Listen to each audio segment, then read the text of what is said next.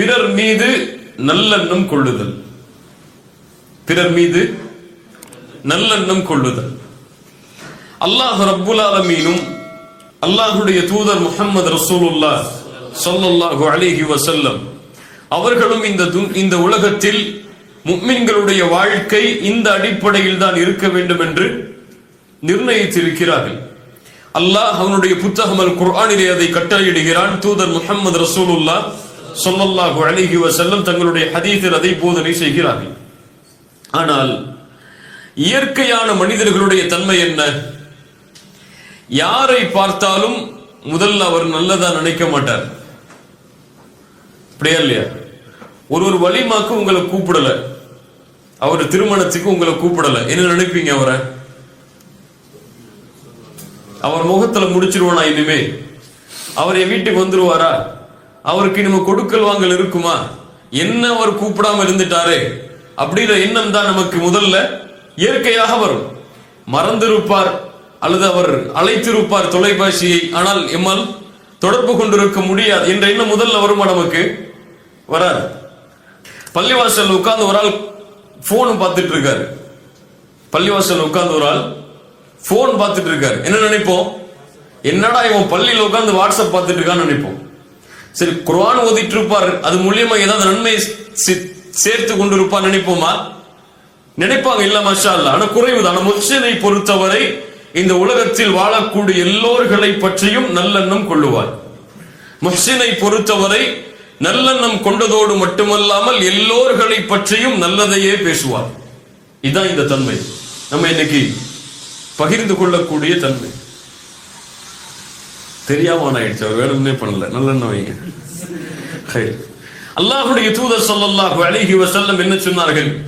இந்த தன்மையை யாரெல்லாம் கொண்டிருக்கிறார்களோ, பிறர் என்ன தவறு செய்கிறார், ஏன் அவர் இப்படி செய்தார், அவர் ஏன் இப்படி செய்யவில்லை, இப்படி செய்வதால் அவர் இப்படித்தான் இருப்பார் என்று யாரெல்லாம் பிறருடைய குறைகளை தேடியே செல்கிறார்களோ, அல்லாஹ்வுடைய தூதர் ஸல்லல்லாஹு அலைஹி வஸல்லம் சொன்னார்கள், மன் தத்தபஅ அவ்ரத அகீஹில் முஸ்லிம், எந்த ஒரு முஸ்லிமுடைய குறையை ஒருவன் பின்தொடர்கிறானோ, அவனை பற்றி தப்பான எண்ணமே கொண்டு அவனை பின்தொடர்கிறானோ, தத்தபஅ அல்லாஹு அவ்ரதஹு, இவனுடைய குறையை அல்லாஹ் பின்தொடர்வான்.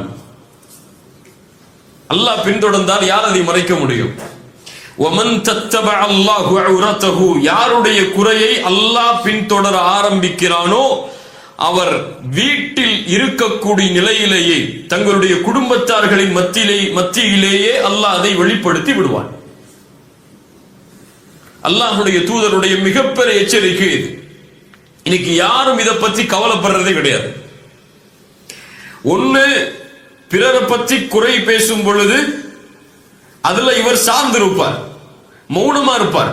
இதுவும் அந்த குறைதான், அவருக்கும் இவருக்கும் ஒரே கூலிதான். இல்லை, அவரோடு சேர்ந்து அவரை பற்றி பேசிக் கொண்டிருப்பார். ஏதாவது ஒரு மனிதன் எங்கேயாவது தவறு செய்தால் அவனுக்கும் இவனுக்கும் தொடர்பே இருக்காது, ஆனால் அவனை பற்றி இவன் பேசுவான். யாராவது பேஸ்புக்ல யாரையாவது பற்றி ஸ்டேட்டஸ் போட்டிருப்பாங்க, அதுக்கு இவன் லைக் கொடுத்து கமெண்ட் கொடுத்துட்டு இருப்பான். இப்படித்தான் இன்று முஸ்லிம் சமூகத்துடைய பெரும்பான்மையான மக்கள் இல்ல மாஷா அல்லாஹ் தங்களுடைய வாழ்வை அமைத்துக் கொண்டிருக்கிறார்கள். எங்க போனாலும் எங்க ஒண்ணு கூடினாலும் யாரையாவது பத்தி பேசணும், யாராவது அங்க சப்ஜெக்ட்ல இருக்கணும்.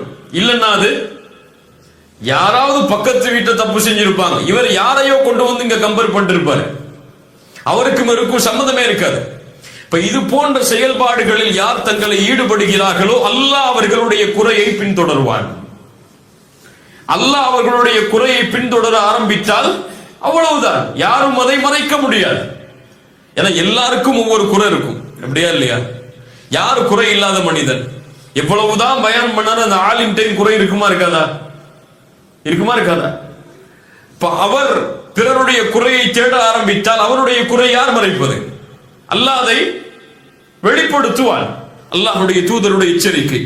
இஸ்லாமிய மார்க்கம் அதனால் அழைக்கிறது ஹுஸ்னு தன்னின் பக்கம், நல்ல எண்ணங்கள் கொள்ள வேண்டும் என்பதன் பக்கம். யாரின் மீது? ஒட்டுமொத்த மனிதர்களின் மீதும். அவர்கள் மீது தீமையான எண்ணம் கொள்வதை இஸ்லாமிய மார்க்கம் தடை செய்கிறது.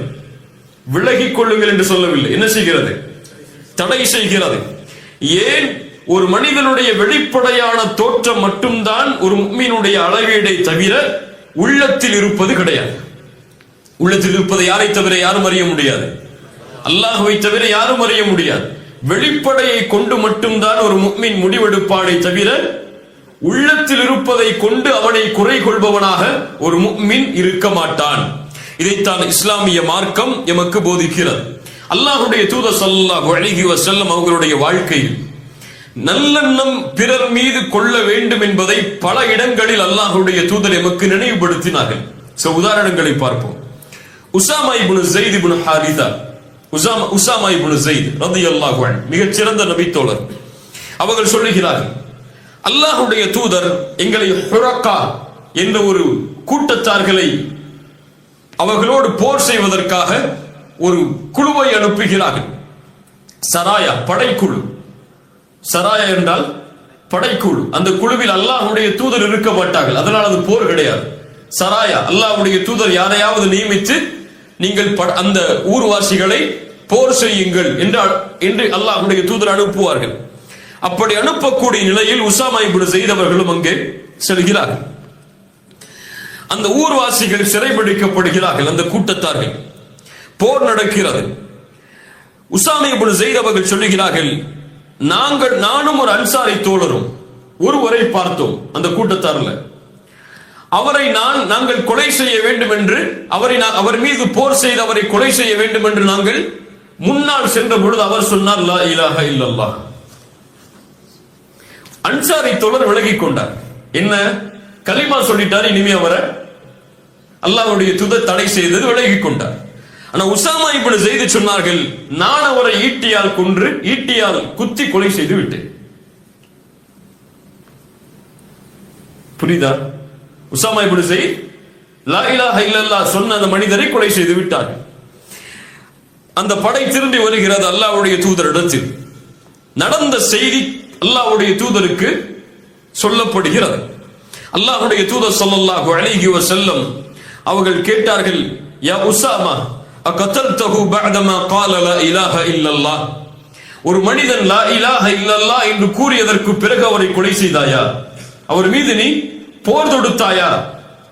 உஸாமா இப்னு ஸைத் சொன்னார்கள், அல்லாஹ்வுடைய தூதரே, அவர் தன்னை பாதுகாத்துக் கொள்வதற்காகத்தான் சொன்னார். என்ன சொன்னார்? அவர் தன்னை பாதுகாத்துக் கொள்வதற்காகத்தான் சொன்னாரை தவிர மனசால அவர் சொல்லல. அல்லாஹ்வுடைய தூதர் ஸல்லல்லாஹு அலைஹி வஸல்லம் அவர்கள் சொன்னார்கள். இது வெளிப்படையாக மனிதனுக்கு தெரியக்கூடியது. ஒருத்தர் போர் தொடுக்க போகும்போது அவர் லா இலாஹ இல்லல்லாஹ் சொன்னா அவர் தன்னை பாதுகாத்துக் கொள்வதற்காக சொல்கிறார் என்று உலகத்தில் எல்லாரும் சொல்லுவாங்க. அல்லாஹ்வுடைய தூதர் ஸல்லல்லாஹு அலைஹி வஸல்லம் எப்படி பக்குவப்படுத்தினார்கள் பாருங்கள். மறுபடியும் கேட்டார்கள். இந்த பதிலுக்கு பிறகும் அகதல்தஹு பஅதமா قال لا இலாஹ இல்லல்லாஹ், ஒரு மனிதன் லா இலாஹ இல்லல்லாஹ் என்று கூறியதற்கு பிறகும் அவனோடு நீ போர் செய்தாயா?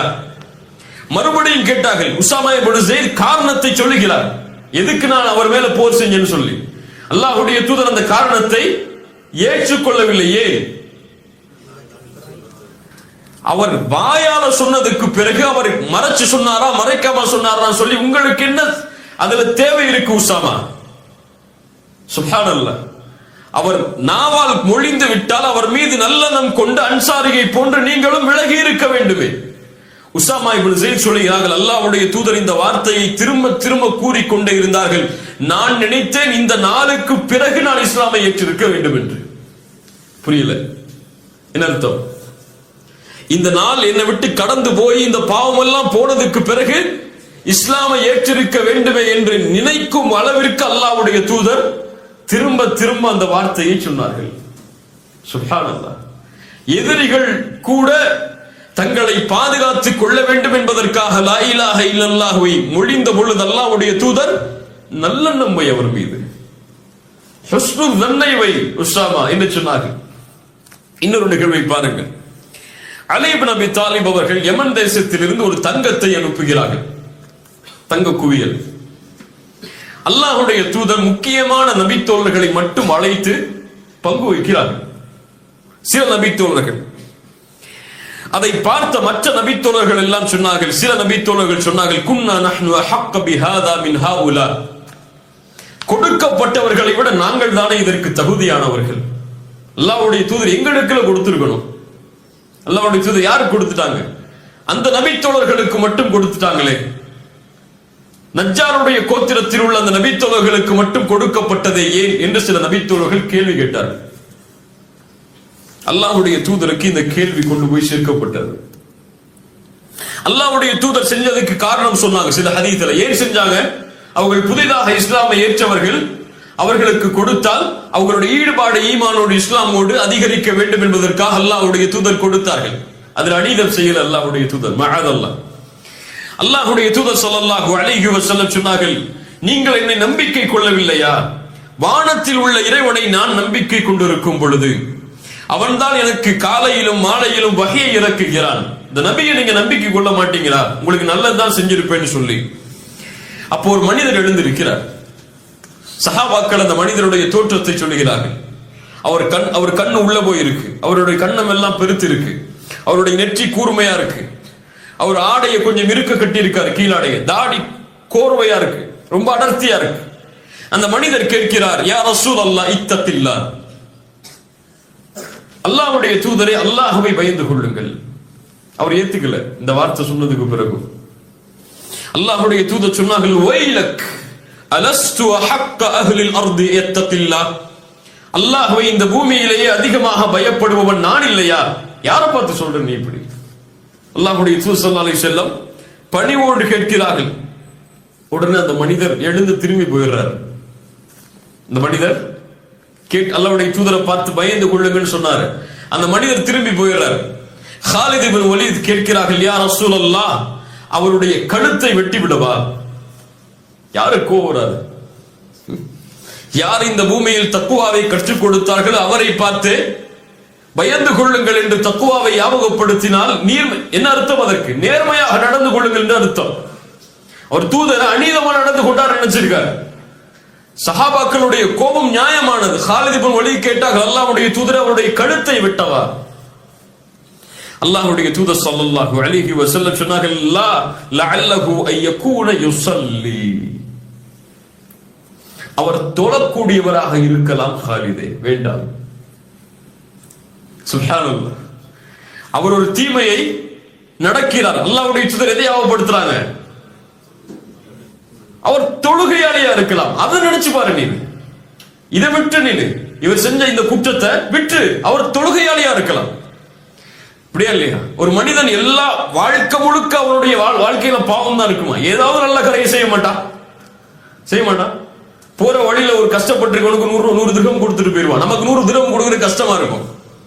அவனும் அதே கஷ்டத்துல இருப்பான், 100 திரகம் கொடுப்பான். நம்ம தொழுவ மாட்டான். அவ்வளவுதான் வித்தியாசம் இருக்கும். நம்ம அவன் எப்படி பார்ப்போம்? இவன் நரகத்துக்கு போயிடுவான பார்ப்போம், தொழுகாததுனால. அப்படியா இல்லையா? இவன் போய் பேசுவான், இவன் மற்றவங்களை பத்தி பேசுவான், இவன் பயானுக்கெல்லாம் வரமாட்டான், அதனால இவன்லாம் பாவி அப்படின்னு பார்ப்போம். இல்ல மாஷா அல்லாஹ், அல்லாஹ் பாதுகாத்தவர்களை தவிர. அல்லாஹ்வுடைய தூதர் என்ன சொன்னாங்க? லஅல்லஹு யகூன யுஸல்லி, அவர் தொழக்கூடியவராக இருக்கலாம். இப்ப காலித் பின் வலீத் சொன்னாங்க, வகம் மின் முஸல்லின் யகூலு பிலிசானிஹி மா லைஸ ஃபீ கல்பிஹி, எத்துணை தொழுகையாளிகள் உள்ளத்தில் இல்லாததை நாவால் மொழிகிறார்கள். எத்துணை தொழுகையாளிகள் உள்ளத்துல இல்லாத நாவால சொல்றாங்க அல்லாஹ்வுடைய தூதரே. அந்த மாதிரி இவரும் இருப்பார். ஏத்துக்கொள்ளல காலித் இப்னு வலீத் அவர்களுக்கு. அல்லாஹ்வுடைய தூதர் ஸல்லல்லாஹு அலைஹி வஸல்லம் சொன்னார்கள், காலிதே, நான் ரலியல்லாஹு அன்ஹு பிறருடைய உள்ளத்தை துளையிட்டு பார்ப்பதற்காகவோ அவர்களுடைய வயிறுகளை பிளந்து பார்ப்பதற்காகவோ நான் அனுப்பப்படவில்லை. சுப்ஹானல்லாஹ். யார் கற்றுக் கொடுத்த ஒழுக்கம் பாருங்கள். இதான் தீன், இதான் மார்க்கம். பிறருடைய உள்ளத்தை திறந்து பார்ப்பதற்கு நான் அனுப்பப்படவில்லை. அவனுக்கும் அல்லாஹ்வுக்கும் முடியாது. அதனை நான் ஏன் தலையிடணும்? இன்று கண்ணியத்தோடு அல்லாஹ்வுடைய தூதர் நடந்து கொண்டார்கள். இவன் யார் தெரியுமா? திரும்பி போனாரு. எவ்வளவு பெரிய குற்றவாளி தெரியுமா? அல்லாஹ்வுடைய தூதர் சொன்னார்கள், இந்த மனிதர் செல்கிறாரே என்னை விட்டு திரும்ப, இவரில் இருந்துதான் ஒரு சமூகம் உருவாகும். குர்ஆனை ஓதுவார்கள், அவர்களுடைய தொண்டைக்கு கீழே இறங்காது. அம்புகளில் இருந்து வில்லில் இருந்து அம்புகள் வெளியேறுவதை போன்று ஈமானில் இருந்து அவர்கள் வெளியேறி விடுவார்கள் என்று சொன்ன மனிதர் அவர். அவருக்கு அல்லாஹ்வுடைய தூதர் என்ன சொன்னாங்க? வெளிப்படையை பார்த்து மட்டும் முடிவெடு. அவர் அப்படி கேட்டதனால அவர் காஃபிர், அவர் முஷ்ரிக் நினைச்சு அவரை கொன்றாத. அவர் யார்? தொழுகையாளி. அது போதும் உனக்கு. அவர் மீது நல்லெண்ணம் கொள்றதுக்கு அது ஒண்ணு போதும். ஹாலிது என்று அல்லாஹ்வுடைய தூதர் ஸல்லல்லாஹு அலைஹி வஸல்லம் பக்குவப்படுத்தினார். இப்ப தூதருடைய ஒட்டுமொத்த வாழ்க்கையிலும் இந்த தன்மையை பார்க்கலாம். யாராவது ஒருவர் தவறு செய்வதாக வந்தால் முதலில் அவரை மக்கள் தவறாக நினைப்பதற்கு முன்னால் அல்லாஹ்வுடைய தூதர் அவருடைய நன்மையை சொல்லி அவரை சாந்தப்படுத்துவார். பின்னாடி பார்ப்போம் பல நிகழ்வுகளை.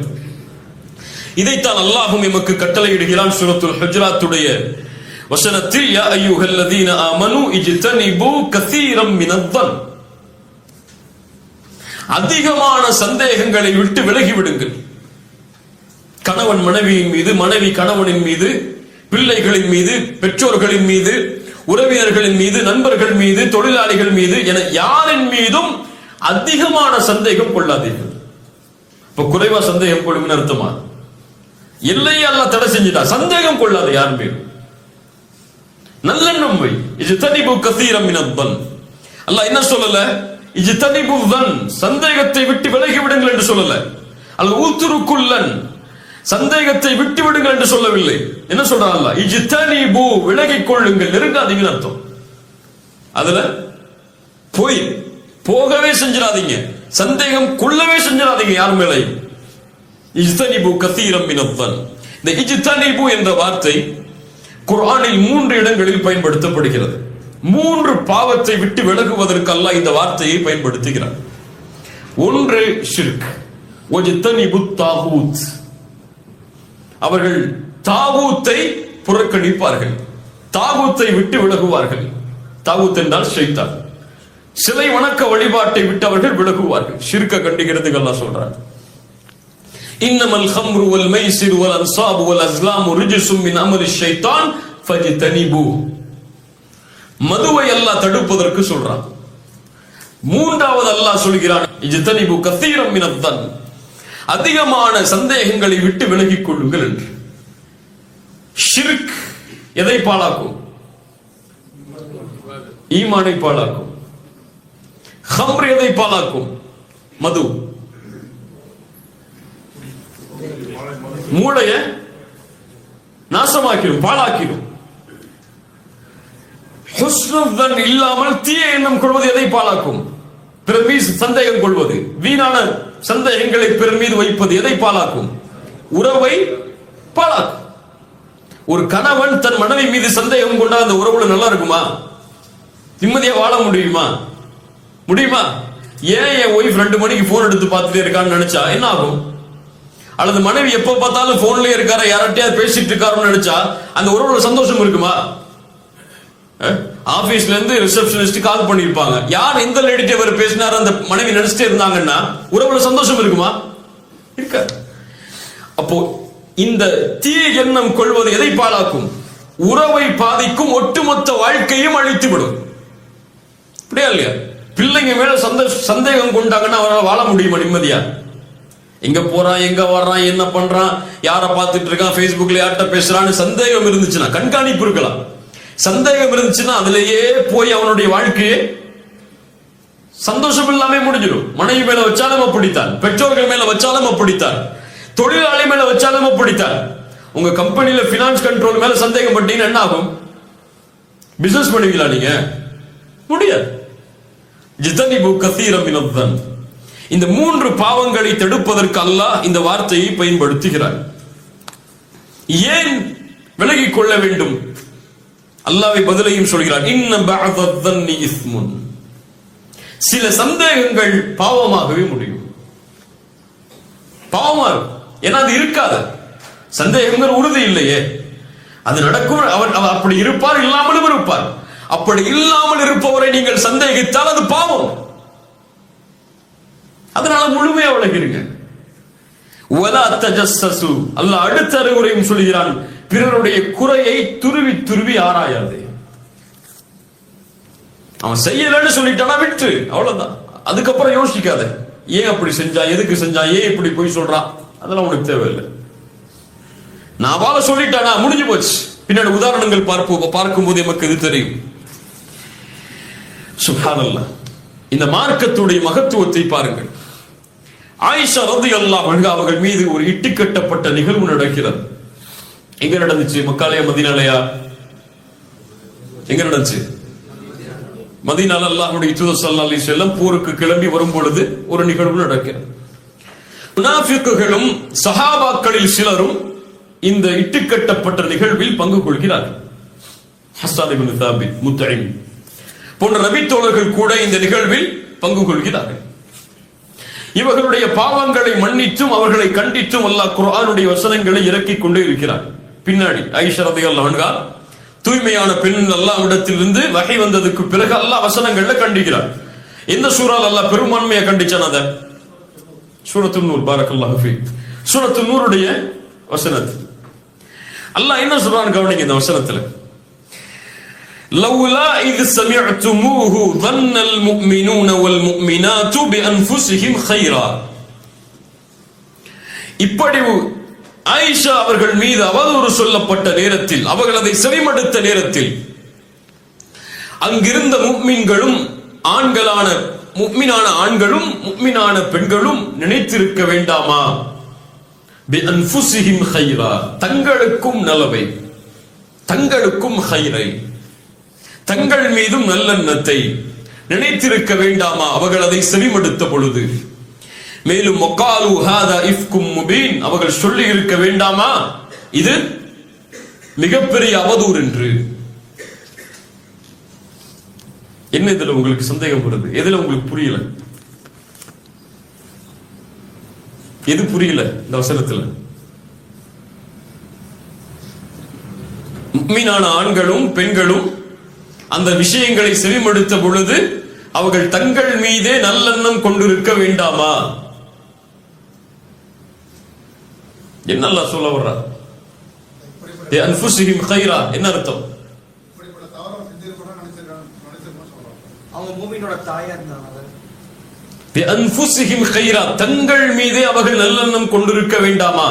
என்ன சொல்லியிருக்கணும் அல்லாஹ்? என்ன சொல்லியிருந்தா நீங்க தெளிவா சொல்ல என்ன ஆயிருக்கணும்? ஆயிஷா அவர்கள் மீது நல்லெண்ணம் கொண்டிருக்க வேண்டாமா என்று நீங்க அல்லாஹ் சொல்லியிருக்கணும். அல்லாஹ் எப்படி சொல்றாங்க? எப்படி சொல்றார்? தங்கள், அதைத்தான் அல்லாஹ் சொல்ல வர்றான். ஆனா எப்படி வார்த்தை அமைக்கிறான்? தங்கள் மீது அவர்கள் நல்லெண்ணம் கொண்டிருக்க வேண்டாமா? ظنல் முஃமினூன வல் முஃமினாத் பிஅன்ஃபுஸிஹிம் கைரா. ஏன்? முதல்ல உன்ன வச்சு பாருங்க. உலமாக்கள் சொல்கிறார்கள் இந்த வசனத்திற்கு விளக்கம் சொல்லும் போது முதல்ல உன்னை வச்சு பார். நீ எப்படி உன்னை பத்தி பேசுறத விரும்புவியா? ஒரு ஆள் விபச்சாரமே செஞ்சிட்டாருங்க, மக்கள் மத்தியில வெளிப்படையாயிருச்சு. உடனே அவர் விபச்சாரம் செஞ்சிட்டாரு, அவருக்கு அவர் முஸ்லிம் சமூகத்திட்டே ஒதுக்கி வைக்கணும், ஜமாத்தொட்டே ஒதுக்கி வைக்கணும், எல்லாம் சரி. அவர் எதால் செய்தார் என்பதெல்லாம் வேறு. உனக்கு முன்னால் அப்படி ஒரு சூழ்நிலை வந்தால் உன்னால் அதை பாதுகாக்க முடியுமா? அதை நினைச்சு பார்த்திருக்குமா? நினைச்சு பார்த்திருக்குமா? கிடையாது. இப்ப எனக்கு ஒரு சூழ்நிலை இது போன்று வந்தால் நான் இதில் இருந்து விலகிக் கொள்வேனா? அப்படி ஒரு வேளை ஷைத்தானுக்கு கட்டுப்பட்டு அல்லாஹ் பாதுகாக்க வேண்டும். அப்படி செய்தால் இது போன்று மக்கள் என்னை பற்றி பேசுவதை நான் விரும்புவேனா? அல்லாஹ் தான் கேட்க வர்றான். சுப்ஹானல்லாஹ், என்ன வார்த்தை அமைப்பு பாருங்களேங்க. பிஅன்ஃபுஸிஹிம் கைரா, அவர்கள் தங்களுக்கு நலவை விரும்பி இருக்க வேண்டாமா? முதல்ல அவங்க தங்கள்ல இருந்து ஆரம்பிக்கட்டும். உன்னை நினைச்சு பாரு, பிறரை பற்றி பேசும்போது நீ அந்த இடத்துல இருந்தா இப்படி நடந்திருப்பியா?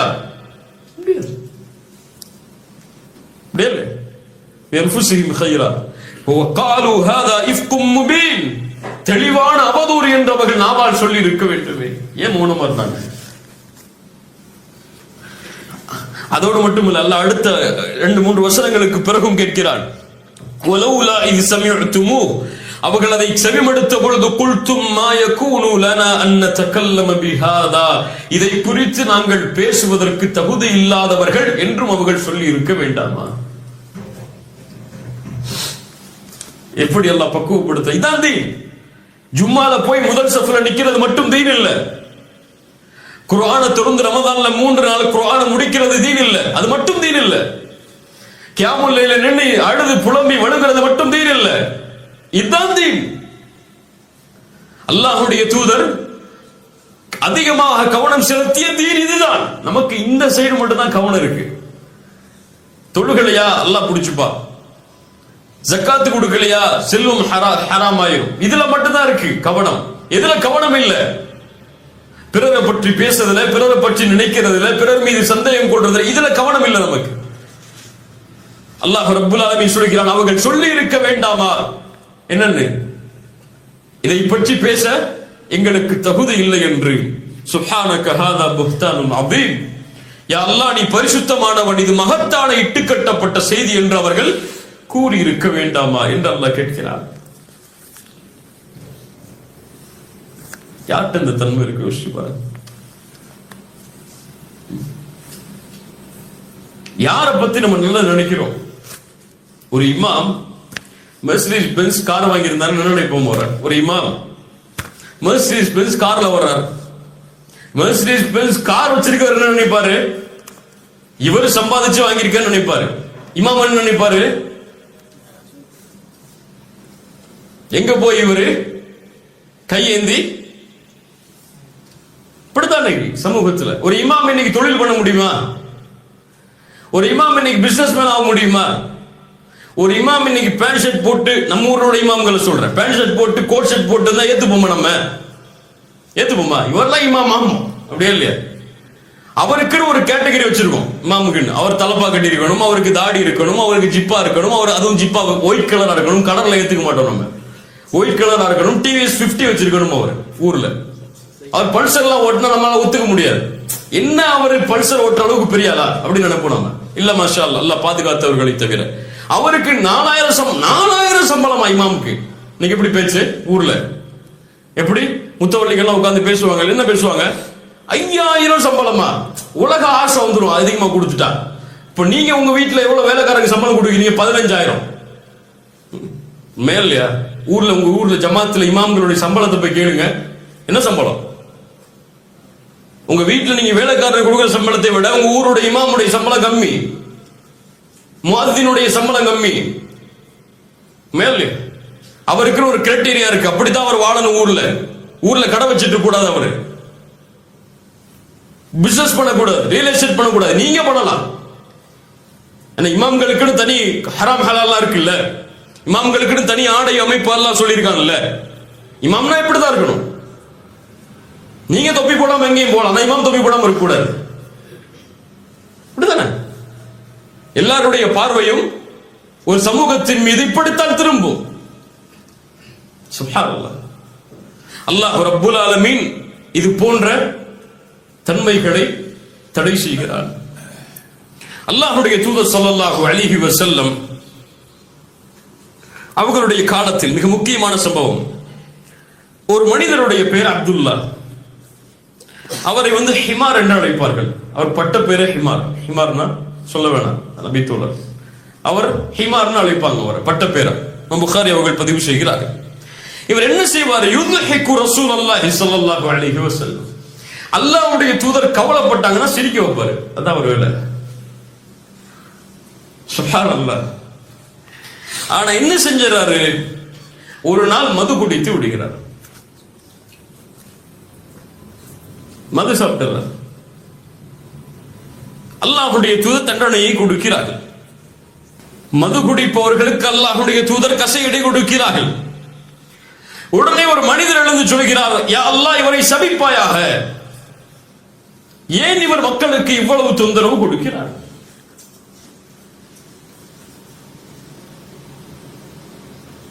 இப்படி சஹாபாக்களுடைய பேரை களங்கப்படுத்திட்டாரு. அதான் அர்த்தம் அதுக்கு. இவரை அல்லாஹ் சபிக்கட்டும் என்று ஒரு நபி தோழர் எழுந்து சொல்கிறார். அல்லாஹ்வுடைய தூதர் ஸல்லல்லாஹு அலைஹி வஸல்லம் யாருடைய மானமும் கீழே விழுவதை விரும்ப மாட்டார்கள். அப்படியே இல்லையா? யார் மானத்தையும் கீழே தள்ளிட்டு அல்லாஹ்வுடைய தூதர் பொறுத்து இருக்க மாட்டார்கள். யாரா இருந்தாலும், அவர் முஸ்லிமா இருக்கட்டும், யகூதியா இருக்கட்டும், நஸ்ரானியா இருக்கட்டும், காஃபிரா இருக்கட்டும், தன்னுடைய மானத்தை இழந்தாவது அவருடைய மானத்தை அல்லாஹ்வுடைய தூதர் பாதுகாப்பார்கள். அவர்தான் முஹ்சின்.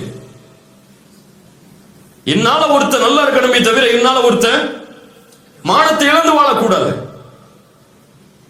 அல்லாஹ்வுடைய தூதர் ஸல்லல்லாஹு அலைஹி வஸல்லம், அவரை சபிக்காது. فوالله ما علمت انه يحب الله ورسوله.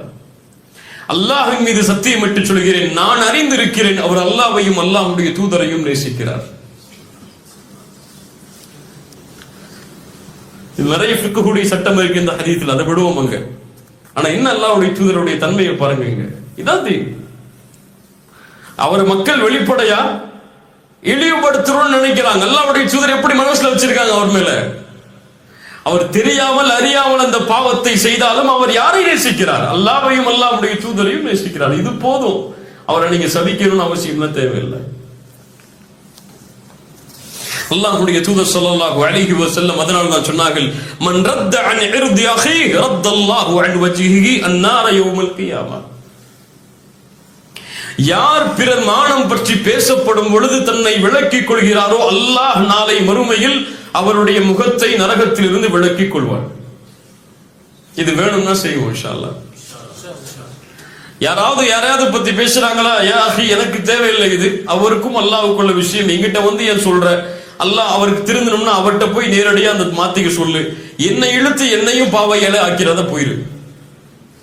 உன்னோட சேர்ந்து என்னையும் இழுக்கிறதுக்கு பிளான் போட்டு சைத்தான் வேலை பார்க்காத. தயவு செஞ்சு போயிரு. அவருக்கு மானத்தை அவரே வச்சுக்கிட்டோம். அவர் செஞ்ச பாவம் எனக்கா?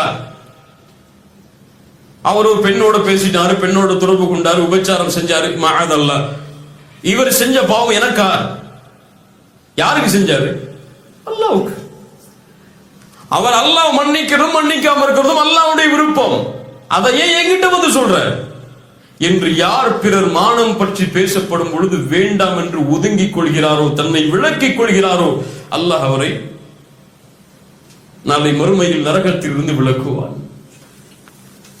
3 சட்டம் இருக்குதுல. ஒண்ணு, பிறர் மானத்தை பற்றி பேசக்கூடாது. முதல்ல பிறருடைய கண்ணியத்தை பற்றி பேசக்கூடாது. அவர் கெட்டவராகவே இருந்தாலும் நல்லதா பேசணும். ஏன் உனக்கு தெரிஞ்சு 1000 கெடுதல் இருக்குன்னா அவருக்கு உனக்கு தெரியாம 1000 நன்மை அவர்கிட்ட இருக்கு, உனக்கு தெரியாது. அவருக்கு தாடி இருக்காது, ஆனா அவர் தஹஜ்ஜுத் தொழுவார், உனக்கு தெரியாது. அந்த பொண்ணு நிக்கா போட்டுக்க மாட்டா, ஆனா எந்த ஒரு ஆண்டையும் பேசாம பேஸ்புக்ல இருப்பா, அது உனக்கு தெரியாது. நிக்கா போட்டிருக்க பெண் பல பேர் அதை செய்யறாங்க. தாடி வச்சிருக்க பல பேருக்கு தஹஜ்ஜுத் இல்ல. இப்ப உனக்கு இல்லாத நன்மை அவரிடத்தில் இருக்கும், நீ அதை பத்தி நினைக்காத. முதல்ல பேசக்கூடாது பிறருடைய மானத்தை பற்றி. 2வது, இந்த ஹதீஸில் இருந்து பேசப்படும் சபைகளில் இருக்கக்கூடாது. பேசப்படும் சபைகளில் இருக்கக்கூடாது. அப்படி இருந்தால் சும்மா இருக்கக்கூடாது. 3வது சட்டம், ரத்த, திருப்பிடணும். வேணாம், ஸ்டாப் பண்ணி, இதுக்கு மேல இதை பத்தி பேசாத. இன்று இந்த 3 தன்மையை யார் செயல்பட்டு நடக்கிறாரோ அவரை அல்லாஹ் நாளை மறுமையில் நரகத்தில் இருந்து பாதுகாப்பான். தொழுகை மட்டும் இல்ல, அதனால தொழுகையில ஈடுபாடு எல்லாம் இருங்கிற காரணம் அல்ல இது. இதுல மட்டும் முக்கியத்துவம் இல்ல. நம்முடைய வாழ்க்கையில நம்ம அன்றாடம் நினைக்கக்கூடிய எம்மோடு இருக்கக்கூடிய இந்த குணங்கள், இதுல மாற்றம் வேணும். அவர்தான் முஃமின் முஹ்சின், அல்லாஹ்வுடைய நேசத்தை பெற முடியும். இமாம் ஷாஃபிஈ ரஹிமஹுல்லாஹ் மரணப்படுக்கையில் இருக்கிறார்கள். இமாம் ஷாஃபிஈ மரணப்படுக்கையில் இருக்கிறார். அவருடைய மாணவர் ஒருவர் இருக்கிறார். வந்து சொல்றார், கவ்வல்லாஹு தஅஃபக யா இமாம். இமாமே, உங்கள் பலகீனத்தை அல்லாஹ் உறுதிப்படுத்தட்டும் அப்படிங்கிறார். பலகீனம் உறுதியாச்சுன்னா என்ன ஆகும்? என்ன ஆகும்? அவர் என்ன சொல்லி இருக்கணும்? கவ்வாக்கல்லாஹு மின் தஅஃபிக அவ் கவ்வாக்கல்லாஹு அன் தஅஃபிக. இந்த பலகீனத்தில் இருந்து அல்லாஹ் உங்களுக்கு உறுதியை தரட்டும் என்று சொல்லி இருக்கணும். அவர் என்ன சொல்றாரு? அவருக்கு தெரியாம மாத்தி சொல்றாரு. இமாம் ஷாஃபிஈ புரிந்து கொண்டாங்க. ஊந்துர் மாதா தகுல். அவர் என்ன சொல்றாருன்னு பாருங்க. என்ன சொல்றாரு அவரு? கவ்வல்லாஹு தஅஃபக், அல்லாஹ் உங்களுடைய பலகீனத்தை உறுதி கொடுக்கட்டும் என்று சொல்கிறார். அப்படி உறுதி கொடுத்தால் நான் உயிரோடு வாழ முடியாது. அப்ப அந்த மாணவர் சொல்றாரு, யா இமாம், நான் ஒருபோதும் அந்த நினைவில் சொல்லவில்லை. நான் ஒருபோதும் அந்த நினைவில் சொல்லல. இமாம் ஷாஃபிஈ சொல்றாங்க, நீ என்ன திட்டி இருந்தாலும் நீ அப்படி சொன்ன நினைச்சிருக்க மாட்டேன் நான் உன்னை. புரியுங்க, நல்லா புரியுங்க. நீ அப்படியே சொல்லி இருந்தாலும், அந்த எண்ணத்திலேயே சொல்லி இருந்தாலும் நான் அப்படி நினைச்சிருக்க மாட்டேன் ஒண்ணு. இதான் ஹுஸ்னுத்தன். அவர் தெரியாம அவருடைய மொழியில ஒரு வார்த்தை பேசியிருக்கலாம். அப்போ அவர் உள்ளத்தாலே அப்படி பேசாம நினைச்சாரு, தப்பு. சில ஊர்ல பழக்கம் இருக்கும், அவர் இவர்னு சொல்லுவாங்க, அவர் இவர்னு சொல்லுவாங்க. ஒரு அல்லாஹ்வுடைய தூதர் அவர் வந்தார் அவர் போனாரும்பாங்க. நமக்கெல்லாம் அது ஒரு கண்ணிய குறைவான வார்த்தையா தெரியும். உடனே ஒரு தூதருக்கு கண்ணியம் கொடுக்க மாட்டேங்கிறான்னு சொல்லிடக்கூடாது. ஹுஸ்னுத்தன், அவரும் மொழி நடையா இருக்கலாம், அது அவ்வளவுதான், அது அவருக்கு கண்ணியமா இருக்கலாம். இல்லையா? இப்படி சின்ன சின்ன விஷயத்திலையும் பிறர் செய்யக்கூடிய தவறுகள் முன்னால் வரும் பொழுது நல்லெண்ணம் வைப்போமே, அவர் நல்லதா செஞ்சிருப்பாரு, நல்லதா நினைச்சிருப்பாரு, தெரியாம நடந்திருக்கும், விட்டுருவோமே என்று நல்லெண்ணம் கொள்வதற்கு இமாம் ஷாஃபிஈ மரண படுக்கையில் கூட வழிகாட்டுகிறார். ஈசா அலைஹிஸ்ஸலாம் புகாரி அவர்கள் பதிவு செய்கிறார்கள். கேட்ட சம்பவம் தான். ரஜுலன் யஸ்ரிகு, ஒரு மனிதர் திருடுவதை பார்க்கிறார். ஒரு மனுஷன் திருடுறதை பார்க்கிறார். ஃபகால லஹு அஸ்ரக்த, நீ திருடினாயா என்று கேட்கிறார்கள். ஹஸ்ன கல்லா வல்லாஹ், கல்லா தல்லா என்று எல்லா சத்தியமும் செய்றார். நான் திருடவே இல்லை, அல்லாஹ்வின் மீது சத்தியம் விட்டு. கண்ணை பார்க்கறாங்க அவர் திருடுறத. கல்லா வல்லாஹி வல்லாஹி அல்லதி லா இலாஹ இல்லாஹு, படைத்த இறைவனை தவிர இறைவன் இல்லை, ஒருபோது நான் திருடலன்றார் அவர். இமாம் ஷாஃபிஈ இமாம் ஈசா அலைஹிஸ்ஸலாம் சொன்னார்கள், ஆமன்து பில்லாஹ் வ கذبت ஐனி, அல்லாஹ்வை நம்பிக்கை கொள்கிறேன், என் கண் பொய் சொல்லி விட்டது. சுப்ஹானல்லாஹ். ஈசா அலைஹிஸ்ஸலாம் சுப்ஹானல்லாஹ், ஒரு மனிதர் திருடுவதை பார்க்கிறார். அவர்கிட்ட கேட்கிறாங்க, திருடினியப்பான்னு சொல்லி. அவர் என்ன சொல்லிட்டாரு? அல்லாஹ்வின் மீது சத்தியம் பண்ணி சொல்ல திருடறன்னு சொல்லி. என்ன நினைச்சாங்க? உடனே நீ அல்லாஹ் மேல சத்தியம் பண்ணாலும் திருடறன்னு சொன்னாங்களா? நீ உனக்கு ஒண்ணு பத்தி எனக்கு தெரியாதா? நீ எத்தனை சத்தியம் பண்ணுவன்னு? இந்த போலி சத்தியம்லாம் எங்கிட்ட வச்சுக்காத சொன்னாரா? அல்லாஹ் கொண்டு வந்துட்டாரா? முடிஞ்சு போச்சு, ஹலாஸ். இதான் உண்மை. நான் நம்பிக்கை கொள்கிறேன் அதே இறைவனை, என் கண் பொய் சொல்லி விட்டது நீ இல்லப்பான்றான். யோசிச்சு பாருங்க, எங்க இந்த தன்மை நம்மள்ட்ட இருக்கு? அல்லாஹ்வின் மீது ஒருவர் சத்தியம் மட்டும் சொல்கிறான், நான் எடுக்கலப்பா, நான் அப்படி நினைக்கலப்பா. இல்ல நீ அப்படித்தான் நினைச்சிருப்ப. அதற்கு பிறகும் ஒரு வார்த்தை வந்துச்சுன்னா யார் நம்ம? அல்லாஹ் பாதுகாக்க வேண்டும். இப்ப இதான் இன்னைக்கு இருக்கக்கூடிய நிலைமை. ஒரு மனிதன் அல்லாஹ்விடத்துல நெருங்கி நெருங்கி போராடா, இப்ப நெருங்காதவன் அவன் பார்க்கக்கூடிய பார்வை என்ன? இப்படித்தான். இவர் 5 வக்து தொழுவ ஆரம்பிச்சிருப்பாரு, எப்போ சொல்றதுதான். அவர் தொழுகாதவரை பார்த்து எப்படி பார்ப்பாரு? அன்னைக்குதான் ஃபஜ்ருக்கு போய் 2-3 நாள் தொடர்ச்சியா தொழுவ ஆரம்பிச்சிருப்பாரு. பெட்ல தான் ஃப்ரெண்டு தொழுவாம இருப்பான். இவன்லாம் முஸ்லிமா, இவன்லாம் இன்னைக்கு மூத்தானா என்ன அவன் நினைச்சிட்டு போவான். இப்படியா இல்லையா? அவர் காய்ச்சல் தூங்கிட்டு இருப்பாரு. இப்படியா இல்லையா? சில பேர் இன்னைக்கு ஃபஜ்ர் ஜமாஅத்துக்கு வரணுங்கிற முக்கியத்துவம், அதை பத்தி பேசுறோம், எல்லாம் இருக்கிறோம். ஒரு ஆள் கொஞ்சம் லேட்டா பள்ளிக்கு வர்றாரு, அவர் எப்படி பார்ப்போம் நம்ம? என்னப்பா இவரு நம்மளோட பயாருக்கெல்லாம் வர்றாரு, தொழுவு கூட சரியா இல்லையோ விட்ட நிப்ப மாட்டுமா? அவர் பள்ளி தொழுதுட்டு வெளியே வந்து ஏதோ மறந்து வச்சிருக்கான்னு சொல்லி உள்ள போயிருக்கலாம், யாருக்கு தெரியும்? அல்லது ஏதாவது கடமையாகி குளிச்சுட்டு லேட்டா வந்திருக்கலாம், யாருக்கு தெரியும்? இப்படி எல்லா விஷயத்திலையும் நம்ம நினைக்கிறது முதல்ல இது தவறான எண்ணம் தான். அது நமக்கு தெரியல இது தவறுன்னு சொல்லி, ஆனா நினைக்கிறோம். அல்லாஹ் அக்பர். ஏன் இந்த உலகத்துல எவ்வளவு நன்மைகள் இருக்கு, முன்னாடி சொன்னது திரும்பவும் சொல்றேன், எவ்வளவு நன்மைகள் இருக்கு. நன்மைகளுக்கு அளவு இருக்கப்பா? அளவு இருக்கா? 1000, 2000, 3000, 4000 இருக்கா? இவ்வளவுதான் நன்மைகள் லிஸ்ட் போட முடியுமா உங்களால? முடியாது. எவ்வளவோ நன்மைகள் இருக்கு, நம்ம நினைச்சு பார்க்க முடியாத நன்மைகள்லாம் இருக்கு. அப்படித்தான் அவரால தொழுகையில சரியா கவனம் செலுத்த முடியாம பள்ளியில தொழ முடியாம இருக்கலாம், ஆனால் அவர் அதுக்காக தௌபா செஞ்சு திருந்துறதுக்கு முயற்சி செஞ்சுட்டு இருப்பார். ஆனா தொழுவாயுமே பெருமையில இருப்பான். யாரு சைடு இதுல? யாரு சைடு? யாரு சைடு? நிக்கா போடல ஒரு பெண், அல்லது ஹிஜாபா கலர் ஆடையில் அணிஞ்சிருக்காங்க, அந்த ஊருடைய கலாச்சாரத்தின்படி கலர் ஆடை ஏதோ ஒரு ஃபிக்குடைய சட்டப்படி வேற வரல. ஒரு பெண் ஒரு ஹிஜாபை கொஞ்சம் மாடர்னா அணிஞ்சிருக்கா, ஆனா நல்லா அணிஞ்சிருக்கிற பெண் அந்த பெண் எப்படி பார்ப்பாங்க? என்ன ஹிஜாப் கூட இவள்கிட்ட சரியில்லையே, இவங்க எல்லாம் பயானுக்கு வந்து என்ன செய்ய? இவங்க எல்லாம் கிளாஸ்க்கு வந்து என்ன செய்ய? தாடி இல்லையே, கம்மியா இருக்கு, இவரெல்லாம் பயானுக்கு வந்து என்ன செய்ய? ஒரு தாடி, அவர் தாடி கொஞ்சம் கம்மியா இருக்கும், இவர் கம்மியா இருக்காரு, இவரெல்லாம் தாடியா? தாடி கூட இல்ல, இவரெல்லாம் தாடியா? ஒரு ட்ரெஸ் அவருக்கு தெரியாம போட்டு வந்திருப்பாரு, கரண்டைக்கு கீழே போயிருக்கும், அது இவர் கரண்டைக்கு கீழே போட்டிருக்காரு, இவரெல்லாம் தாடியா?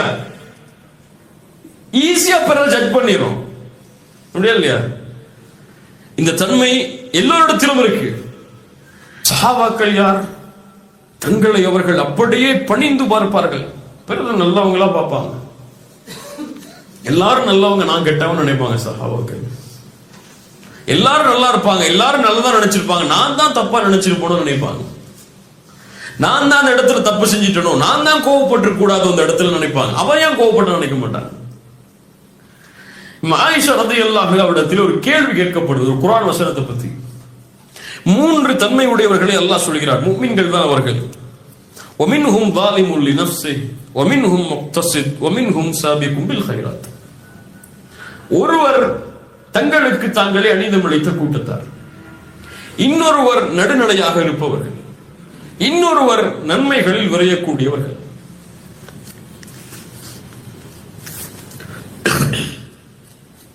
ஆயிஷா ரலியல்லாஹு அன்ஹா சொல்றாங்க பதில், அப்படியா? இவர்கள் யார் தெரியுமா? சாபிக்கும் பில் கைராத், நன்மையில் விரையக்கூடியவர்கள் தூதரும் நபி தோழர்களும். முக்தசித், பின்னால் வரக்கூடிய மக்கள். ஸாலிமுல் லினஃப்ஸிஹ், தங்களுக்கு தாங்களே அநீதமிழைத்தவர்கள் யார்? ஃபமிஸ்லி மிஸ்லக், என்னையும் உங்களையும் போன்றவர்கள். புரியுதா நான் சொல்றது? புரியல. 3 கூட்டத்தார்களை பற்றி கேட்கப்படுகிறது. இந்த 3 கூட்டத்தார்கள் யார்? குர்ஆனில் சாபிக்கும் பில் கைராத், நன்மையில் விரையக்கூடியவர்கள் என்று அல்லாஹ் சொல்கிறான், இவர்கள் யார்? நடுநிலையார்கள் என்று சொல்கிறான், இவர்கள் யார்? அநீதம் இழைத்தவர்கள் என்று சொல்கிறான், இவர்கள் யார்? சரி, இந்த 3 கேட்டகரியில் நம்ம எங்க இருப்போம் கேட்டா பல பேர் என்ன சொல்லுவோம்? இப்ப சொல்லுவீங்க நீங்க, இயற்கை என்ன நினைச்சிருப்போம்? நம்ம கல்வில நடுநிலையா இருக்கும்னு நினைச்சிருப்போம். எங்கள்கிட்ட அதுவும் இல்லை இதுவும் இல்லைன்னு நினைச்சிருப்போம். நடுநிலையா இருக்கும், நாங்க பெரும்பாவமும் கிடையாது, நாங்க நல்லது அதிகமாகவும் செய்யறது, நடுநிலை அப்படின்னு சொல்லுவோம் இயற்கையா கேட்டா. ஆனா ஆயிஷா ரலியல்லாஹு அன்ஹா யார்? சாபிக்கும் பில் கைராத்துடைய கூட்டத்தில் இருப்பவர்கள், நன்மையில் விரையக்கூடியவர்கள், தூதருடைய மனைவி, இபாதத்தில் எந்த குறையும் இல்லாதவர்கள், அல்லாஹுவால் சான்று கொடுக்கப்பட்ட ஒரு நபி தோழி பெண். என்ன சொன்னார்கள்? தன்னை எங்க கொண்டு வந்து நிறுத்தினாங்க? நன்மையில விரையக்கூடியவர்கள் கொண்டு வந்து நிறுத்தல. நாங்க நபி தோழர்கள் நடுநிலைன்னு கூட சொல்லல. நானும் நீயும் அநீதம் அளிக்கக்கூடிய கூட்டம் தான். யாருக்கு மனசு வரும்? நம்ம இந்த கூட்டத்தில் அவர் இருக்காரா, இவர் இருக்காரா, அவர் இருக்காரான்னு தேடுவோம் இல்லையா? நான் இருக்கேன்னு நினைக்க மாட்டேன். ஏன் அவர் அன்னைக்கு என்ன பத்தி பேசினாரு, இவரையே அன்னைக்கு இவரை பத்தி பேசினாரு, இவரையே அன்னைக்கு அவரை பத்தி பேசினாரு, இப்ப கூட திங்க் பண்ணிட்டு இருப்போம். ஆனா நம்ம பேசியிருப்போம், அதை நினைச்சு பார்க்க மாட்டோம். உமர் இப்னு கத்தாப் ரலியல்லாஹு அன்ஹு நிஃபாக்குடைய பட்டியல் கொடுக்கப்பட்ட நபித்தோரிடத்தில் சென்று என்ன கேட்டார்கள்? முனாஃபிக் பட்டியலில் என் பெயர் இருக்கிறதா என்று பார்த்து சொல்கின்றார்கள். யார் இவர்கள்? தூதருடைய காலத்தில் கூட கேட்கலங்க. அவங்க அமீருல் முஃமினீன் உமர் ஆகும்போது கூட கேட்கல. கலீஃபா ஆகி முஸ்லிம் சமூகத்தை வழிநடத்தி கொண்டிருக்கக்கூடிய மிகப்பெரிய பொறுப்பில் உலகமெல்லாம் உமரை பற்றி வியக்கிறது. அப்போது கேட்டார்கள், சொர்க்கம் நற்செய்தி சொல்லப்பட்ட, சொர்க்கத்தில் மாளிகை சொல்லப்பட்ட, நபித்துவம் எனக்குதான் அல்லாஹ்வுடைய தூதருக்கு பிறகு அல்லாஹ் கொடுப்பதாக இருந்தால் என்று சொல்லப்பட்ட, என்னை பார்த்து ஷைத்தான் ஒரு தெருவிலே விரண்டு செல்கிறான். இந்த ஹதீஸ்லாம் உமருக்கு தெரியாதா? தெரியாம வாழ்ந்தாங்களா? இப்படி சொல்லப்பட்ட ஒரு மனிதர் தன்னை எப்படி நினைக்கிறாரு? நான் முனாஃபிகான்னு நினைக்கிறார். நீங்க நல்லா பயான் பண்றீங்க, நல்லா பேசுறீங்க, நல்ல தாவா செய்றீங்க, நல்ல மார்க்க நிகழ்ச்சிகள் எல்லாம் கலந்து கொள்றீங்கன்னா அவர் தன்னை வந்துட்டோம் சரியான பாதைக்கு நினைப்பார். கரெக்டா வந்துட்டோம், இதான் நம்ம வந்த இடம் நினைப்பாரு. அவ்வளவுதான், இனிமே மூத்தானா ஜன்னத்துல் ஃபிர்தௌஸ் தான் நமக்கு. இன்னைக்கு மூத்தானா கபூர்ல 3 கேள்வி உடனே பாஸ் பாஸ் பாஸ், 100 and 100 உடனே நமக்கு புதுமகன் புது மனைவி தூங்குற மாதிரி தான் இன்னைக்கு நினைப்பாரு. உஸ்மான் இப்னு அஃபான் அவ்வளவு கண்ணியம் கிடைத்த பிறகும் கபூர்ல போய் அழுதாரு. இதான் முதல் வீடு, இங்க எனக்கு வெற்றி கிடைக்குமான்னு நினைச்சாரு. நமக்கு அது இல்ல, அதான் கபூருக்கு போறது இல்ல, அதான் மௌத்து நினைச்சு பயப்படுறது இல்ல. அல்லாஹ் பாதுகாப்பானாக, அல்லாஹ் பாதுகாப்பானாக. இப்போ ஒரு முஃமின் நல்ல எண்ணத்தை கொள்ள வேண்டும், அதற்காக தன்னுடைய நஃப்ஸோடவன் போராட வேண்டும். சாதாரண குணம் இல்லை, அதோட நஃப்ஸோடவன் போராட வேண்டும். ஷைத்தான் நாடி நரம்புகளில் ஓடுகிறான். அவன் எப்போதுமே பிறரை பற்றிய தவறான எண்ணத்தை தான் உள்ளத்தில் ஏற்படுத்துவான். அதை எப்படி ஹைராக்குறது, அவன் தான் மஃப்ஸித். அது எப்படி அந்த ஷைத்தான் வரக்கூடிய அந்த பாதை அடைத்து வேணாம் நல்லெண்ண போன் எப்படி நினைக்கிறது, அதான் அங்க முக்கியம். அதற்காக ஒவ்வொரு முஃமினும் முஜாஹிதாக தன்னுடைய உள்ளத்தில் வாழ வேண்டும். அல்லாஹ்வுடைய தூதர் ஸல்லல்லாஹு அலைஹி வஸல்லம் அவர்கள் ஒரு முறை சஃபியா ரலியல்லாஹு அன்ஹா அவங்களோடு இந்த இஅ்திகாஃபுடைய ரமதானுடைய நேரத்தில் அவருடைய வீட்டு வரை கொஞ்சம் நடந்து போறாங்க. இப்ப 2 நபி தோழர்கள் அல்லாஹ்வுடைய தூதருக்கு சலாம் சொல்லிவிட்டு கொஞ்சம் வேகமா போறாங்க. அன்சாரி தோழர்கள் கொஞ்சம் வேகமா நடந்து போறாங்க. அல்லாஹ்வுடைய தூதர் ஸல்லல்லாஹு அலைஹி வஸல்லம் சொன்னாங்க, அலா கொஞ்சம் கொஞ்சம் வெயிட் பண்ணுங்க.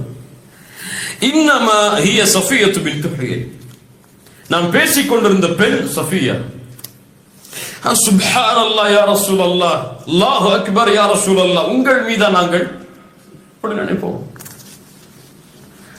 நீங்க ஒரு பெண்ணோட பேசிக் கொண்டிருந்தீங்கன்னா நினைப்போம், என்ன சொல்றீங்க அல்லாஹ்வுடைய தூதரே? அல்லாஹ்வுடைய தூதர் ஸல்லல்லாஹு அலைஹி வஸல்லம் சொன்னார்கள், இன்ன ஷைத்தான் ஒவ்வொரு மனிதனுடைய நாடி நரம்புகளிலும் ஓடுகிறான், இரத்த நாளங்களில் ஓடுகிறான். அவன் உங்களுடைய உள்ளத்தில் எதையாவது போட்டு விடுவானோ என்று நான் பயந்தேன். உடனே கிளியர் பண்ணிட்டாங்க, அவ்வளவுதான். இப்ப என்னை பத்தி ஒரு தப்பா நினைக்கிறான்னா நான் கிளியர் பண்ணிடணும். அத நம் ஷாஃபிஈ சொன்னார்கள் இந்த ஹதீஸுக்கு விளக்கமாக, ஒருவேளை அந்த நபித்தோழர்களுடைய உள்ளத்தில் ஏதாவது ஒரு எண்ணத்தை ஷைத்தான் போட்டிருந்தால் அவர்கள் காஃபிராக மாறி இருப்பார்கள். இல்லையா? தூதர தப்பா நினைச்சா யாராவது? அல்லாஹ்வுடைய தூதர் அந்த வழியை அடைத்தார்கள். அவங்களுக்கு தெரியும், அப்படி நினைச்சிருக்க மாட்டாங்க. இருந்தாலும் சொன்னாங்க, கூப்பிட்டு, இல்ல என் மனைவி தான். அல்லாஹ்வுடைய தூதர் இதில் பாதுகாப்போடு நடந்து கொண்டார்கள். சுப்ஹானல்லாஹ். ஒரு முஹ்சின் தூதருடைய வழிகாட்டுதலின்படி தன்னை மாற்றிக்கொள்வார். இன்ஷா அல்லாஹ் மாற்றிக்கொள்ளலாம். அதுக்காகத்தான் இந்த சபைகள், இந்த அறிவுரைகள் எல்லாம். எல்லார் மேலையும் நல்லெண்ணம் வைப்போம், யாரை பற்றியும் தவறான எண்ணம் இருக்கக்கூடாது. ஒரு முஹ்சின் அப்படி தவறான எண்ணம் வைத்திருந்தால், பிறரை பற்றி தவறாக பேசி இருந்தால், இன்னைக்கு போய் நல்லது பேசுங்க. அவரை பத்தி, அவருக்கு ஹைரை பத்தி பேசுங்க. எப்ப அவர் அப்படி செஞ்சிருந்தா நீ சொன்ன, ஆனா இப்ப எப்படி இருக்காரு தெரியுமா, அவரு 5 வக்த் தொழுறாருப்பா, மாஷா அல்லாஹ், நல்லது பேசுங்க அவரை பத்தி.